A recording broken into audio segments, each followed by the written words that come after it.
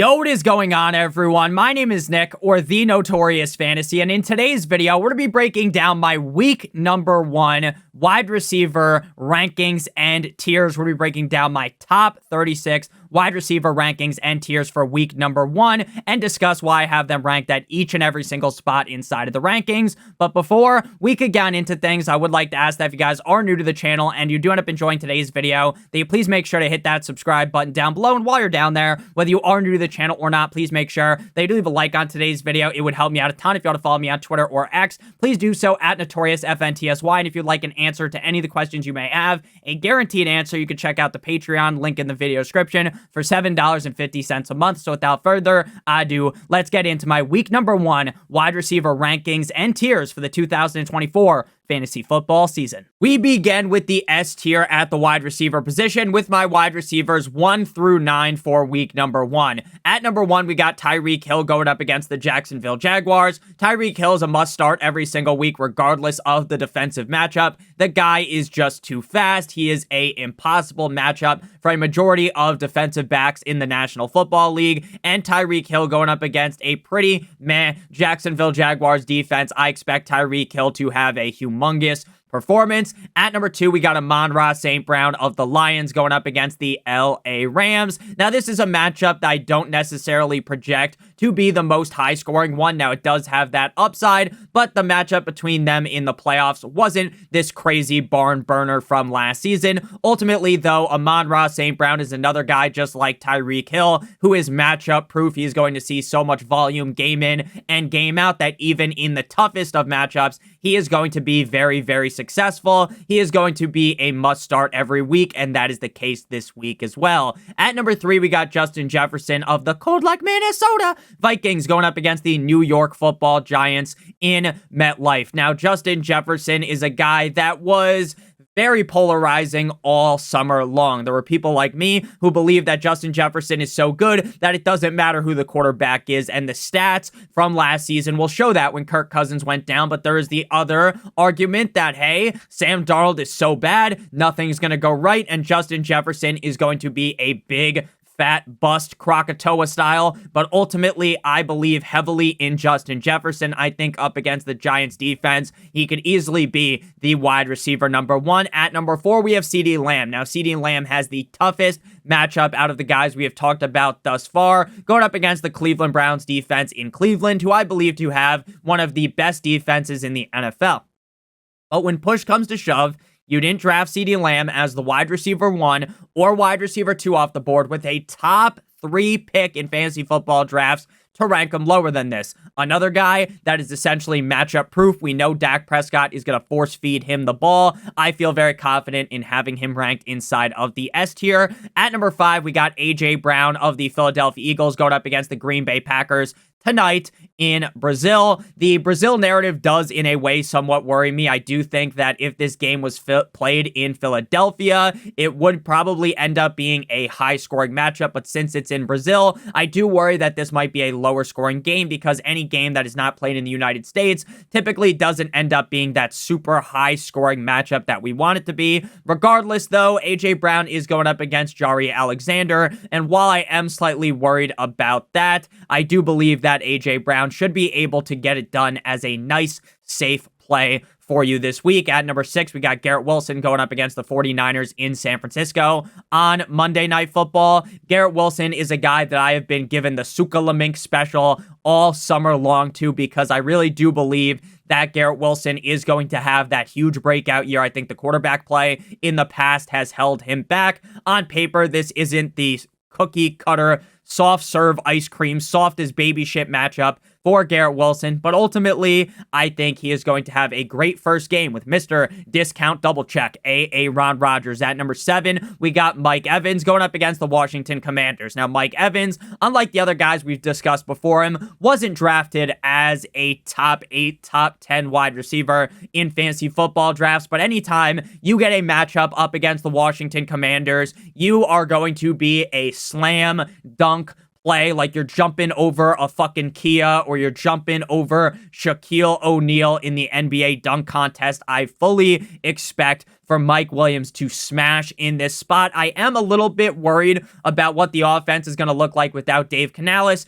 but even the dumbest of people will be able to draw up a bunch of plays to get Mike Evans the ball up against a awful Commanders defense. At number 8, we got Puka Nacua going up against the Detroit Lions. Puka Nacua is going to be fully healthy entering on into this game. I know his stock did fall off the edge of the earth. Not really off the edge of the earth. It fell slightly.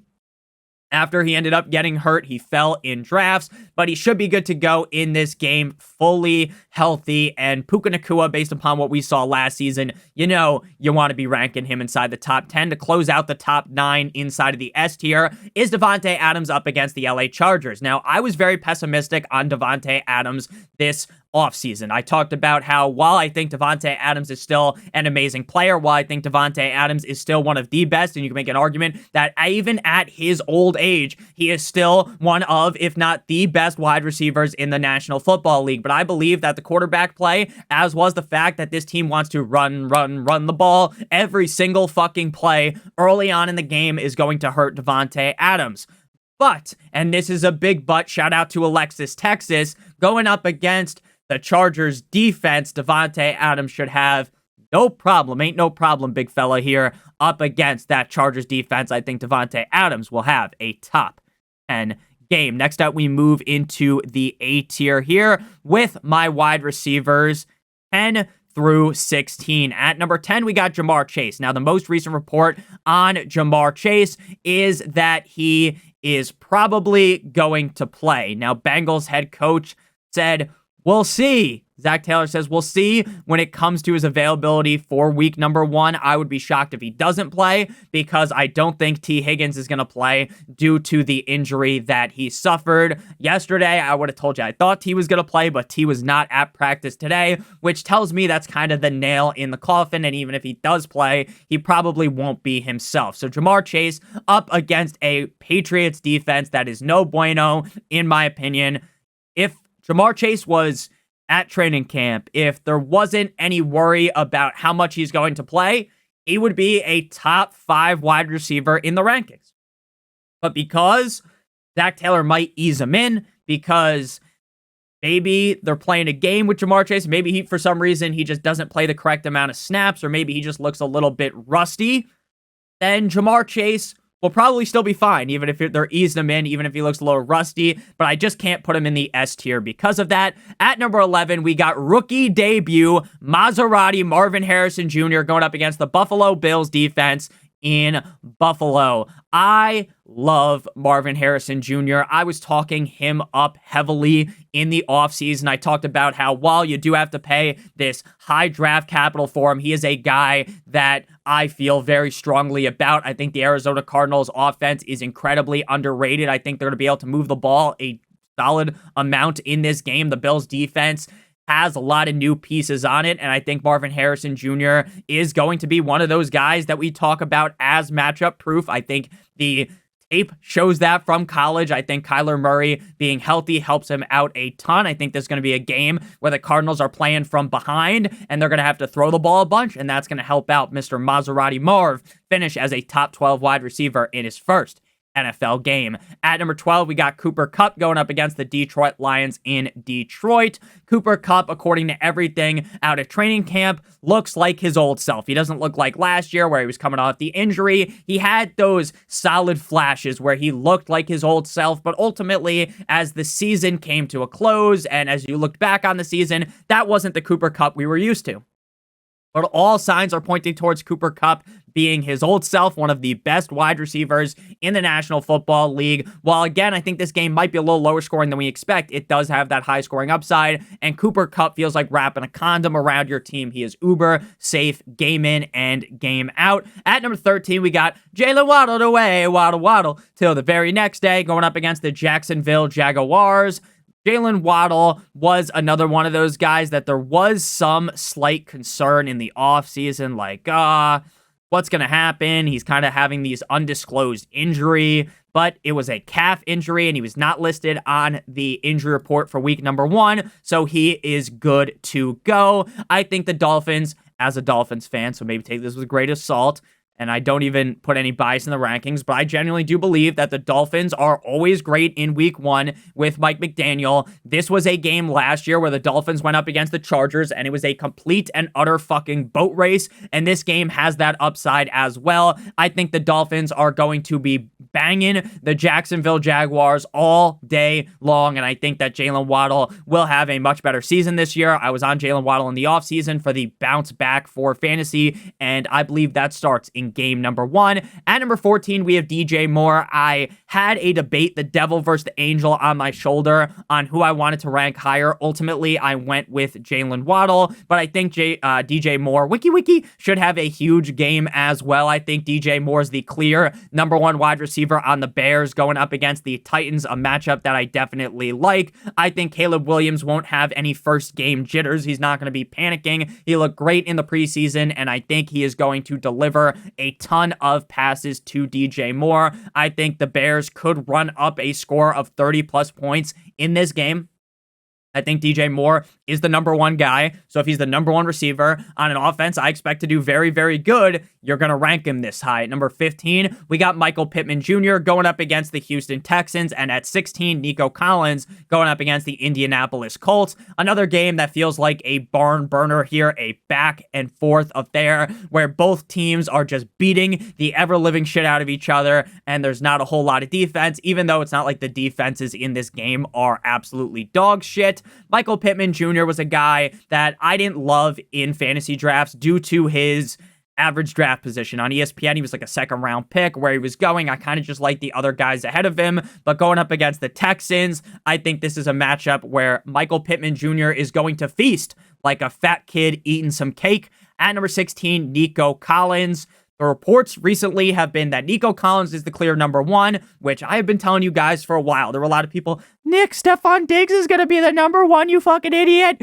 And you know what? Maybe what I read was Fugazi, Awazi, and Awuzi, and that doesn't end up the case. But I believe, I do declare that Nico Collins is the number 1 wide receiver on the Texans. And with how good CJ Stroud looked and with how high scoring I believe this game will be, it's a no-brainer to have him inside of the A tier. So guys in the S tier, must starts. Guys in the A tier, must starts as well. In the B tier, which is where we move next, these guys are also basically must starts on every single team. But this is where more doubt starts to set in. Again, am I fully panicking about the guys in the next tier? The answer to that would be fuck no, baby. But there's a lot more question marks with them compared to the guys in the tiers above, such as Malik Neighbors, who is my wide receiver 17 going up against the Vikings. Great matchup for him, but the question mark for Malik has nothing to do with his skill set. It has everything to do with Danny Dimes. Will we get Danny Dimes from 2022? Or Daniel Jones from 2023, who looked like he couldn't hit the broad side of a barn with a pass? Malik Neighbors is always open, like 7-Eleven, like fucking Waffle House. So I think Malik Neighbors is going to have a great game, but he is at the mercy of Daniel Jones. At number 18, we got Drizzy Drake London going up against the Pittsburgh Steelers. Not the best matchup, but I do expect Cole's Cash Kirk to look good. I would rank him higher if this was like week 5 and they're going up against the Steelers, because by then I feel like I know what Kirk Cousins is, right? I feel like Kirk Cousins will look like his old self by then, whereas in week number 1, it might be a little bit finicky, new offense, new system, all of that. Still, I think Drake London will have a very solid game, and he does have top 12 upside, but with the unknown surrounding Kirk Cousins, with kind of how he may look in this game up against a pretty solid Steelers defense, just makes me rank him a little bit lower. At number 19, we got Devontae Smith of the Philadelphia Eagles going up against the Green Bay Packers in Brazil. Now, Devontae Smith could actually have a really solid showing here due to the fact that Jari Alexander is going to be, in my opinion, shadowing A.J. Brown, and that could leave the door wide open for Devontae Smith to go ahead and take the Packers defense to Pound Town. I think the addition of Kellen Moore to this offense is going to make the passing attack a whole lot better, but ultimately, he's the clear number 2. It's not like he is going to overtake A.J. Brown. I still think A.J. Brown's going to get a bunch of targets. Devontae Smith's a talented player. Again, I still think A.J. Brown outscores him, but I think Devontae Smith belongs in this top 24 range. Speaking of Devontae Smith, if you guys head on over to Underdog Fantasy right now, and we're talking about the game tonight, the Eagles versus the Packers in Brazil, they have a free pick for you guys. Jalen Hurts higher than half a total yard. If you match that with any other pick from tonight's games, or maybe even a pick from Sunday or Monday, you receive 3 times what you put into the pick'em. If you guys are new to Underdog Fantasy and use promo code Notorious, you'll receive a deposit bonus of up to $1,000, as well as receiving the free pick like Jalen Hurts higher than half of a total yard. If you're seeing this on Saturday, you're like, oh man, Nick, I missed out on this. Or you see it on Sunday, I missed out. There's going to be one that you would receive on Saturday or Sunday as well. So make sure you guys check that out. Promo code Notorious, or by using the link in the video description. Shout out to Underdog Fantasy. So back on into things here.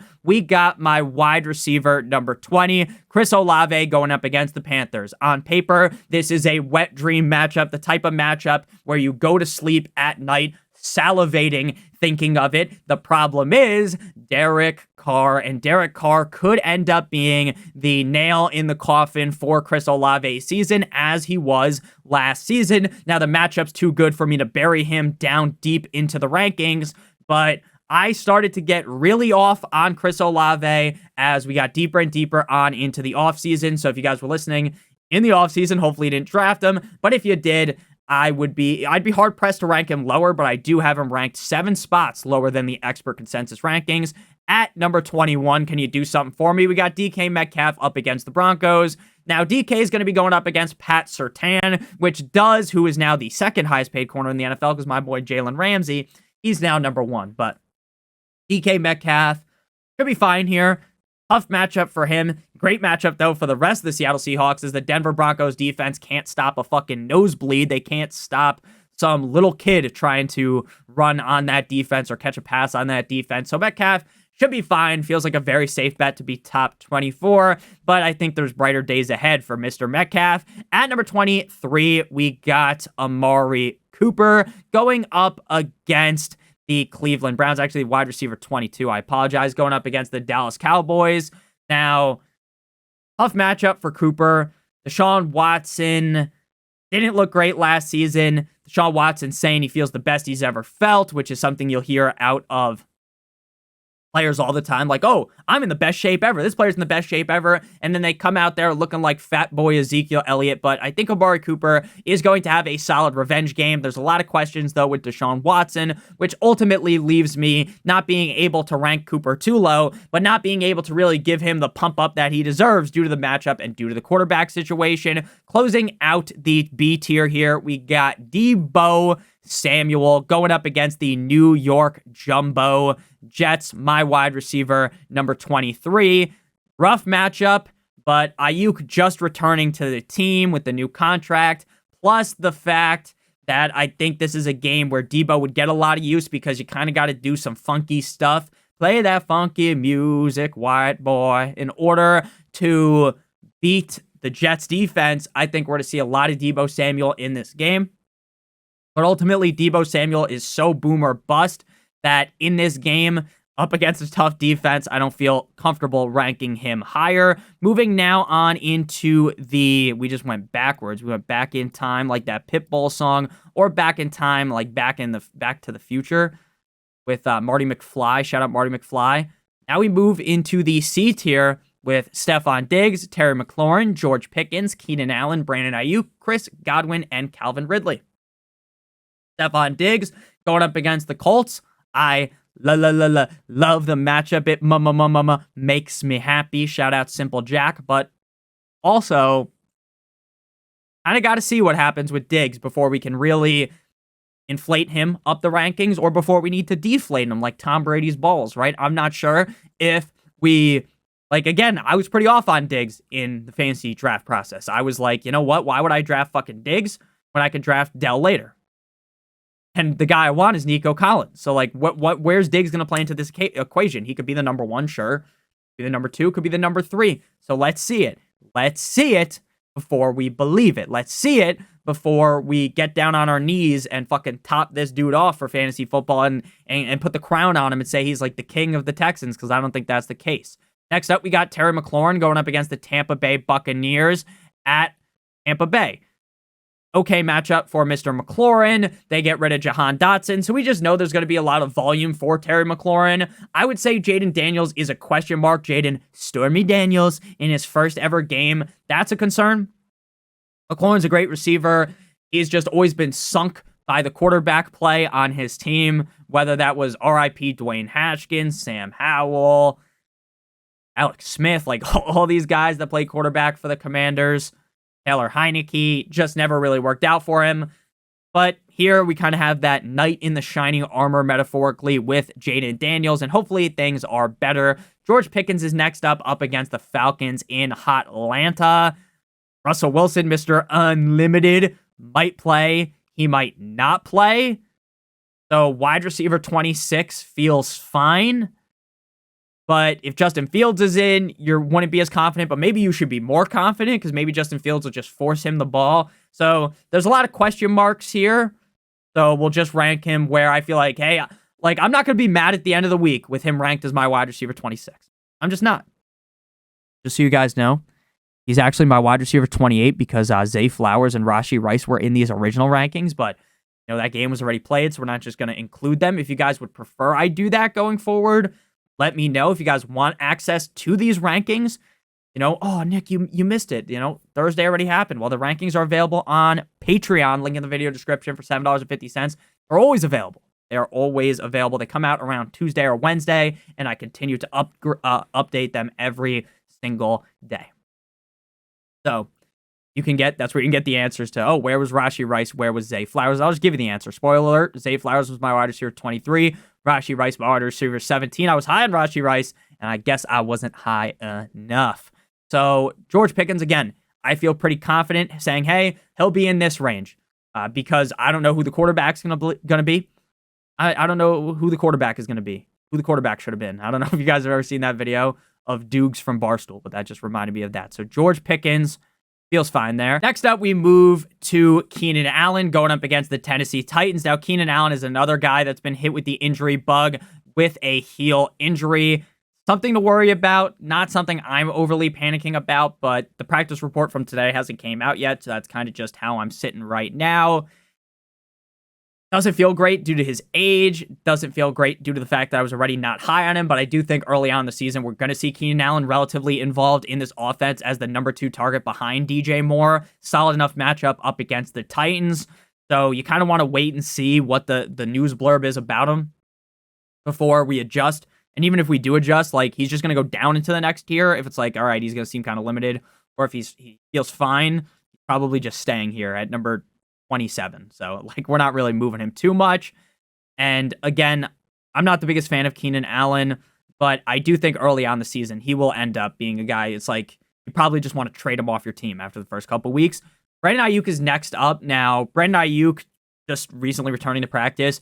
Just kind of feels like going up against the Jets defense, you just don't want to be all over the guy. You don't want to be glazing him up. He could easily have a top 12 game because he's, Brandon fucking Ayuk. He's really good.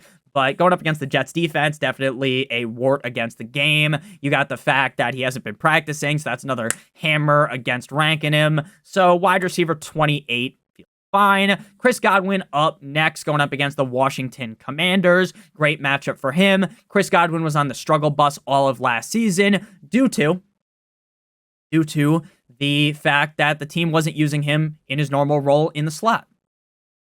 They're moving him all around and not putting him in the spot where he succeeds, right? It's not like you're going to put Patrick Mahomes at wide receiver. You're going to play him as the quarterback. You don't play Chris Godwin out wide. You don't play Chris Godwin to be outside the numbers, run all these fucking Fugazi routes. You want him in the slot getting the easy catches, and that's what the Bucs are going to do. Great matchup for him. But there's been some talk about Jalen McMillan, rookie, who's really lighting things up like a firework. And like when Katy Perry had those fireworks coming out of her tatas in the firework, because baby, you're a firework, music video. Shout out to The Interview with Kim Jong-un. That's a great film, and that's a great song in that film.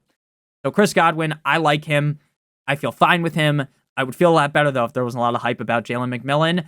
Final guy inside of the C tier is Calvin Ridley of the Titans going up against the Bears. D-Hop might play. I don't think he's going to play, but like what I read today kind of tells me that maybe he will. Now, again, I'm not saying that he's going to. I don't think he will, but questionable for Sunday. Like the fact that he's questionable, not doubtful, makes me doubt that he's even if he does play, he's not going to be himself, but him playing will definitely suck away some targets from Calvin Ridley.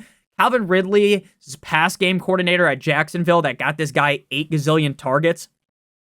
Now the OC in Tennessee. I think Calvin Ridley should have a great season, but there's question marks with the matchup. Final tier here, we move into the D tier numero 5. We got Christian Kirk, Tank Dell, Deontay Johnson, Jaden Riley-Reed, JSN, Cortland Sutton, and T. Higgins, just in case he plays. Like, I don't think he'll have a great game, but I also wouldn't want him ranked outside the top 40 because even like a halfway decent game from T. Higgins, he could end up in there. So Christian Kirk would be the guy at the top of tier 5, the D tier. Calf injury off the injury report for Sunday. I was someone that was loving Christian Kirk. And then I started to get a little bit more nervous because there's been reports of, Christian Kirk won't be in 2 wide receiver sets, which would make no sense, but that's the report. That's something to worry about. And the Dolphins defense, I think, will be better this season. Ultimately, though, I expect this to be a high-scoring game. While there are the question marks of the usage of Christian Kirk, I'm not burying him too far. He feels fine at the top of the D tier. And honestly, if you wanted to make the argument to put him into the C tier, you can go right ahead and do that. I don't necessarily disagree. Tank Dell up next, going up against the Colts.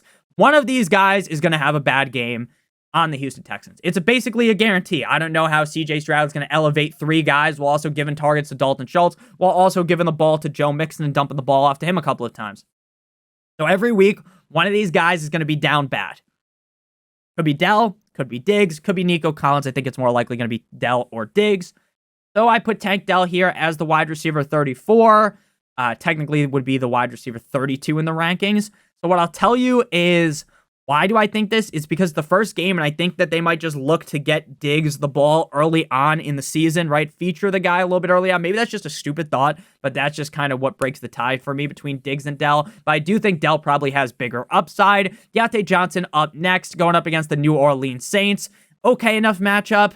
We'll see what happens with Bryce Young. I believe heavily in Deontay Johnson, but do you really want to rank him super high, give him the nice fucking fluff up there, give him a rusty trombone? No.